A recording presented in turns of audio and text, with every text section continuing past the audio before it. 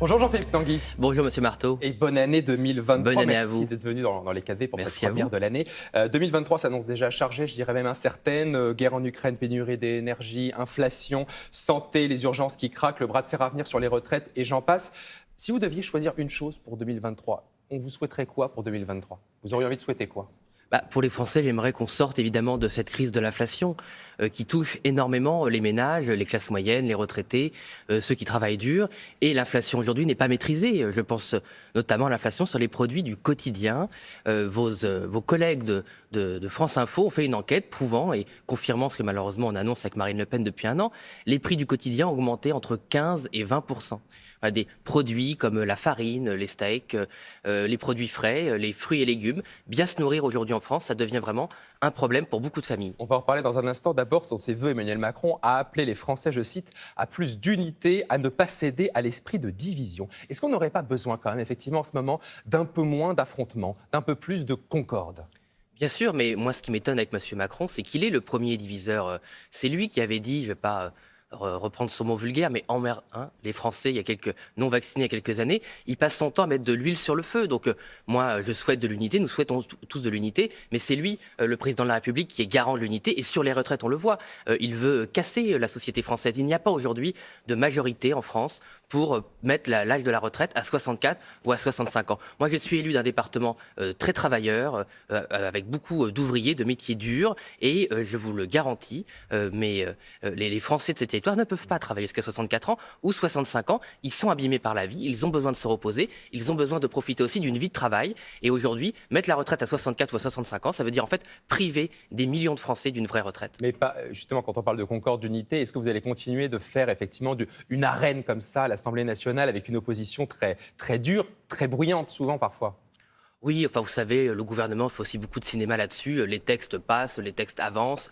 Ils ont utilisé le 49.3. Vous savez, c'est Madame Borne qui respecte pas beaucoup le Parlement et le choix des Français. Quand elle arrive en ricanant. Non, mais vous savez, moi j'ai été très choqué quand Madame Borne, pour le 9e ou le 10e, je ne sais même plus, 49.3, est venue au Parlement et a commencé à faire des blagues avec les Insoumis sur la différence entre le nombre de 49.3 et le nombre de candidatures de Monsieur Mélenchon. Je pense que c'est eux qui ne sont pas à la hauteur de ce que vivent les Français. Alors Jean-Philippe Tanguy, l'inflation, pour atténuer la flambée des prix de l'énergie, le gouvernement a donc décidé de mettre en place, prolonger un bouclier tarifaire en 2023, hausse des tarifs de l'électricité et du gaz qui va être plafonné à 15%.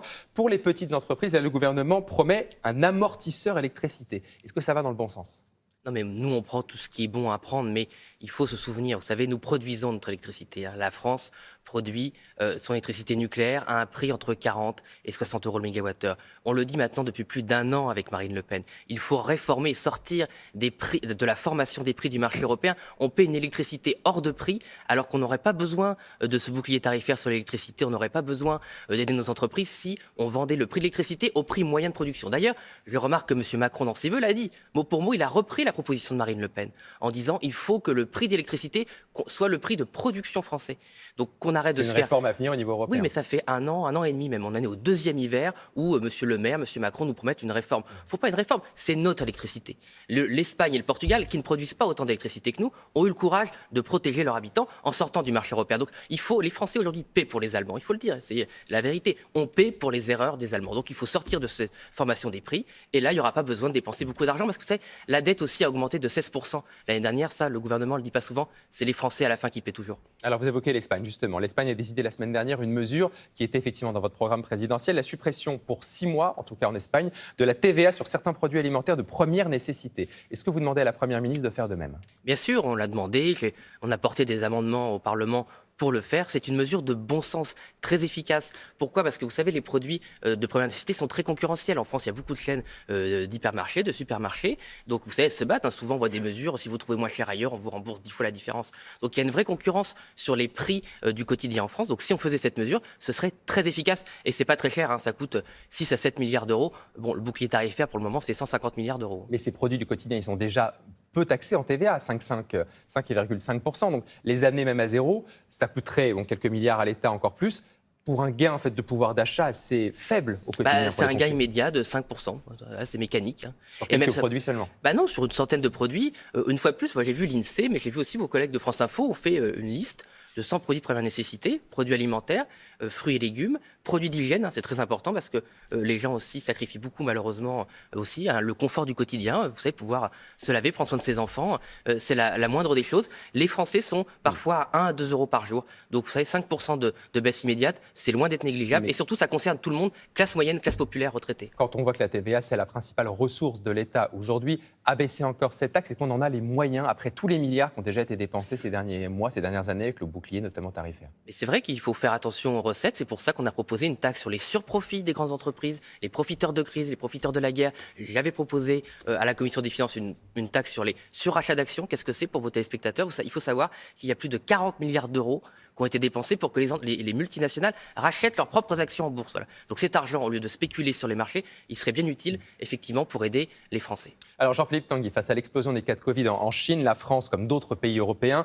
va imposer à partir donc d'aujourd'hui pour les voyageurs de Chine venus en France déjà un test à l'arrivée. Et il y aura même dans quelques jours, à partir de la fin de la semaine prochaine, un test de moins de 48 heures à faire avant d'embarquer, plus le masque à bord.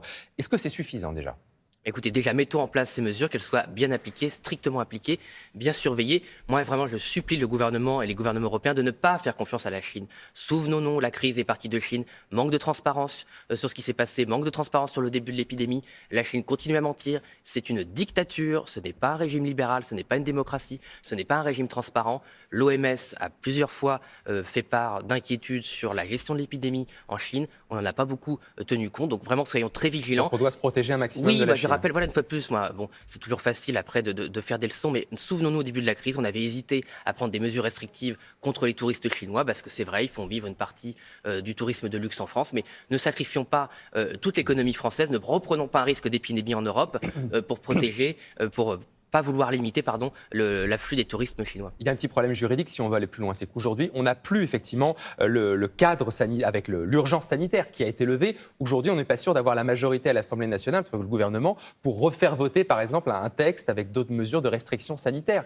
Je pense qu'il y aurait une majorité à l'Assemblée pour protéger les frontières. Vous seriez prêt à voter si jamais il y avait des mesures nécessaires? Oui, mais nous, on a toujours voulu protéger les frontières. Je rappelle que le contrôle strict des frontières, c'est la base du programme du Rassemblement national. Pourquoi? Car les frontières sont là pour protéger un pays, protéger un peuple quel qu'il soit. Et il ne faut pas attendre des autres qui nous protègent nous-mêmes, surtout pas la Chine. Alors la Croatie est devenue hier le 20e pays à rejoindre la zone euro. On ne vous a pas vraiment entendu sur le sujet. Est-ce que l'euro, c'est plus un problème maintenant pour le Rassemblement national?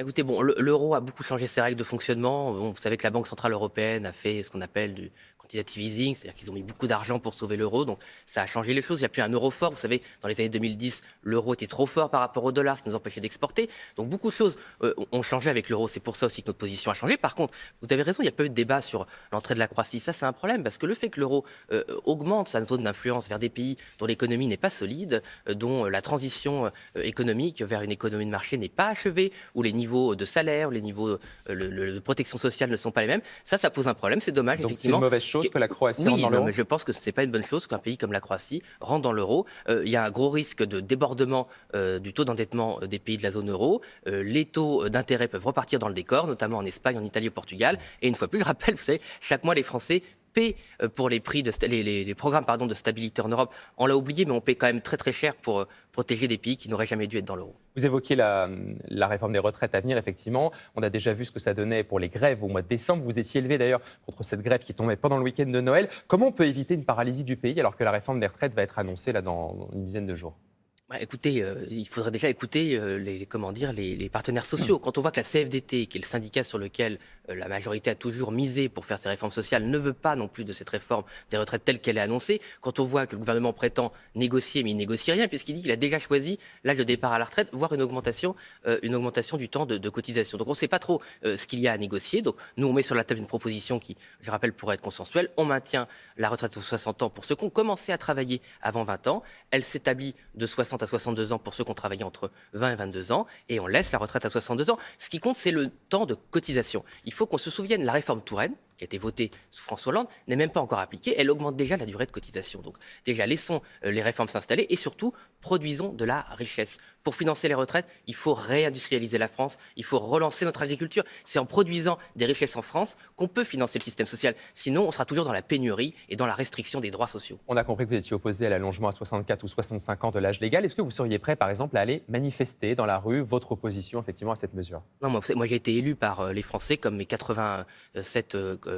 collègues députés pour les défendre au Parlement. Il y a les partenaires sociaux qui font des mouvements sociaux, ça je laisse la NUPES toujours essayer de faire leur beurre sur les mouvements sociaux, et le Parlement. Le rôle d'un député, c'est d'aller défendre des propositions, de défendre les Français, de défendre ses idées au Parlement. C'est pas d'aller dans s'agiter. l'hémicycle que ça va se Oui, passer ça a pour toujours vous. été la ligne du Rassemblement national et de Marine Le Pen. On est là pour respecter les institutions, il y a des manifestations, on ne veut pas les récupérer, et chacun défend sa fonction. Pour finir, votre groupe disposera de ce qu'on appelle une niche parlementaire le 12 janvier prochain. Vous pouvez déposer les textes que vous voulez pendant cette journée. On trouve plein de choses dans ce que vous allez proposer, notamment par exemple un texte qui introduit l'uniforme à l'école obligatoire, la suppression des ZFE, les zones à faible émission. Il n'y a rien sur l'immigration, j'ai vu. Vous mettez ce thème de côté, c'est plus une priorité numéro 1? Non, c'est qu'on a un texte qui arrive avec M. Darmanin au Parlement, donc ça ne sert à rien de proposer des choses qu'on va proposer quelques mois avant. On a une seule niche par an et on a voulu proposer des textes que le gouvernement ne proposera jamais, comme par exemple aussi la hausse des salaires de 10% si les entreprises le peuvent, en les aidant. Mais aussi effectivement l'uniforme à l'école, c'est important. Il y a beaucoup d'inégalités à l'école,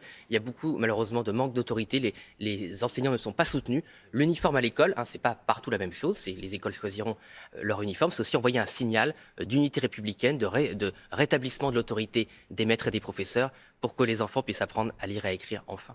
Merci beaucoup Jean-Philippe Merci à Tanguy vous. d'avoir été l'invité des 4V. Bonne journée.